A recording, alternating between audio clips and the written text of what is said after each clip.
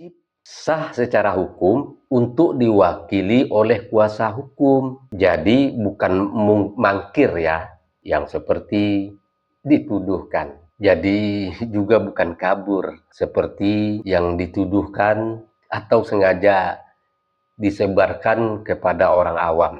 Dan itulah prosedur hukum yang normal, yang sesuai undang-undang. Yang mewajibkan langsung datang itu biasanya adalah perkara pidana. Karena menyangkut dugaan kejahatan pribadi. Makanya itu harus hadir. Pertanyaannya sekarang, apakah sudah ada sidang pidana atas perkara ini?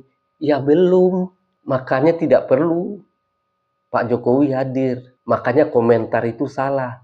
Kalau ia benar, kenapa tidak hadir dalam sidang? Mangkir terus. Lain itu. Sekarang bagian ketiga. Bagaimana opini dibentuk. Tapi kenapa narasinya seolah-olah beliau tidak hadir? Seolah-olah beliau menghindar gitu. Tidak hadir dan menghindar. Karena sebagian orang yang paham hukum, terutama para pembenci yang paham hukum, memilih menyesatkan untuk membakar emosi yang tidak mengerti hukum. Prosedur hukum yang biasa dipelintir jadi drama. Hak hukum dipelintir.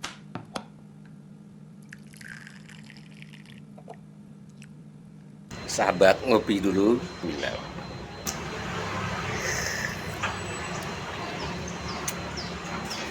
Bagi sahabat yang mau sloki unik ini, sloki tengkorak, ya silahkan klik keranjangnya ya.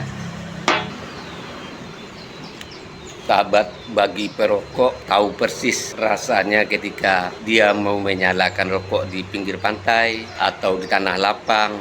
Itu pasti banyak angin, dan untuk merokok menyalakan koreknya pasti kesulitan, pasti padam oleh tiupan angin. Tapi semuanya tidak akan terjadi lagi jika korek kita ini kapasitas gasnya besar dan apinya kuat, tidak akan padam ditiup angin. Jadi jika sahabat ingin korek seperti ini, cek di keranjang produk.